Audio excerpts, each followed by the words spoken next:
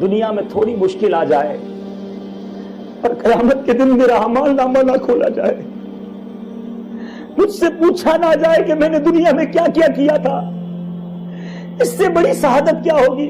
अरे थोड़ी तकलीफ, थोड़ी परेशानी, थोड़ी बीमारी, थोड़ा माल चले जाना मैं बर्दाश्त कर लेता, मैं सब्र करता, और इसके सदके क़यामत के दिन मेरा अमाल नामा ना खोला जाता, मुझसे पूछा ना जाता।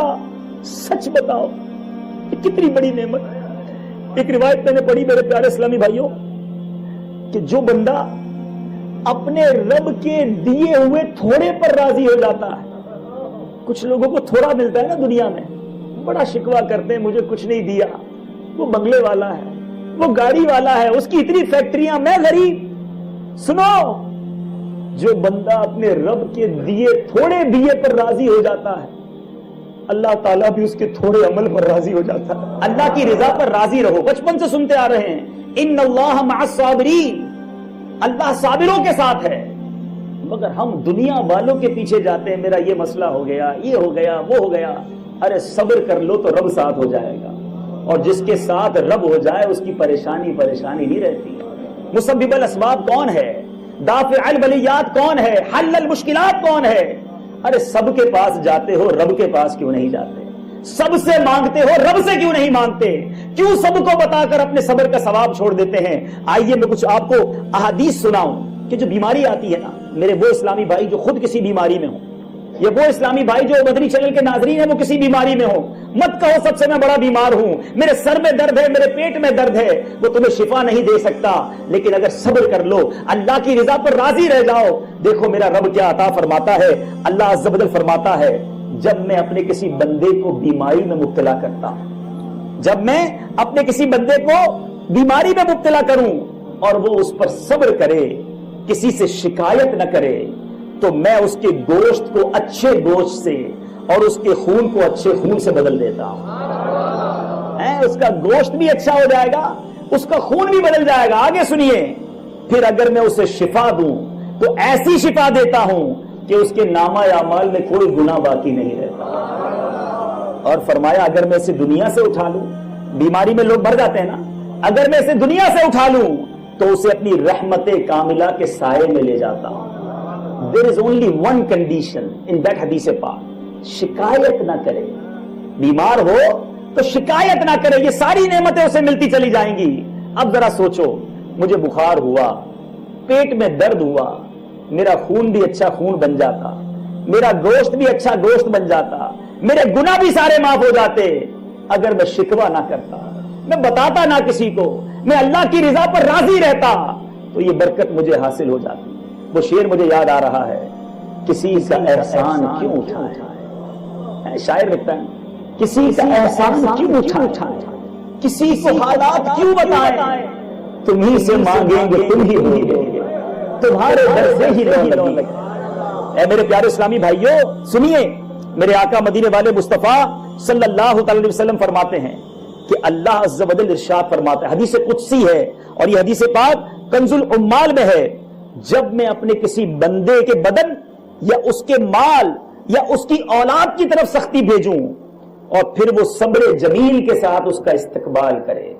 ऐ वो लोगों जो किसी न किसी परेशानी में मुब्तला हो, गौर से सुनो, हैं अगर किसी बंदे की तरफ मैं उसके माल, उसके औलाद की तरफ कोई सख्ती भेजूं, उसके बदन की तरफ कोई सख्ती भेजूं और वो सब्र जमील के साथ उसका इस्तकबाल करे, तो कयामत के दिन मुझे इससे हया आएगी कि मैं उसके लिए मीजान कायम करूं और उसका नामा अमाल खोलूं। सत्तार खुद फरमा रहा है, नामा अमाल खोलने वाला फरमा रहा है कि मुझे फिर हया आएगी कि मेरे बंदे ने मेरी तरफ से जो आजमाइश आई थी उस पर सब्र किया, अब मैं इसका नामा अमाल ना खोलूंगा। सच दुनिया में क्या क्या किया था, इससे बड़ी शहादत क्या होगी। अरे थोड़ी तकलीफ, थोड़ी परेशानी, थोड़ी बीमारी, थोड़ा माल चले जाना मैं बर्दाश्त कर लेता, मैं सब्र करता, और इसके सदके कयामत के दिन मेरा अमाल नामा ना खोला जाता, मुझसे पूछा ना जाता।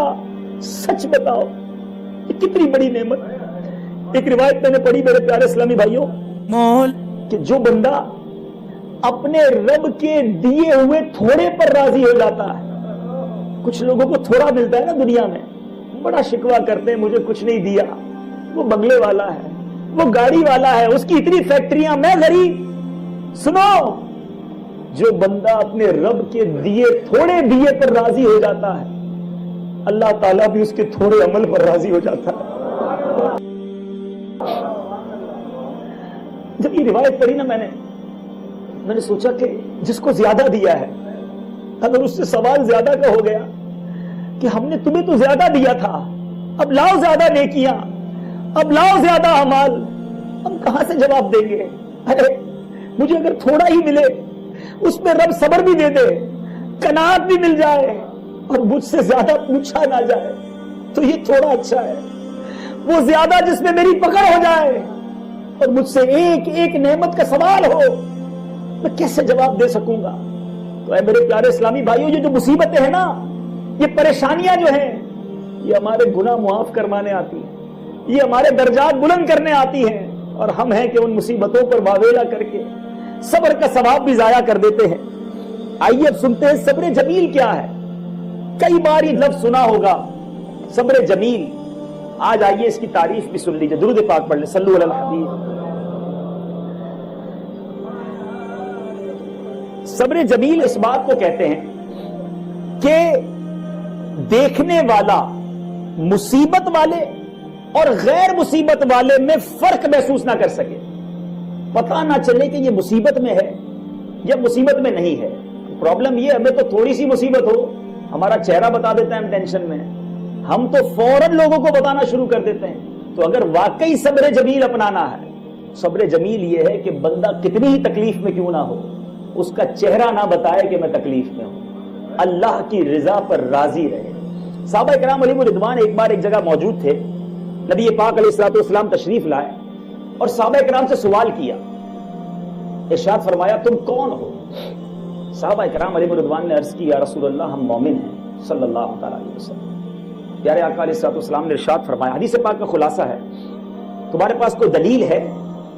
صحابہ کرام علیہ رضوان نے عرض کی یا رسول اللہ جب ہم پر کوئی مشکل آتی ہے ہم صبر کرتے ہیں، جب اللہ کی طرف سے عطا ہوتی ہے، فراخی ہوتی ہے، ہم شکر بجا لاتے ہیں، اور جب اللہ کی طرف سے کوئی فیصلہ ہمارے بارے میں آتا ہے، کوئی بھی اللہ کا حکم ہوتا ہے، اس کی رضا پر ہم راضی رہتے ہیں۔ پیارے آقا نے فرمایا رب کعبہ کی قسم تم مومن ہو۔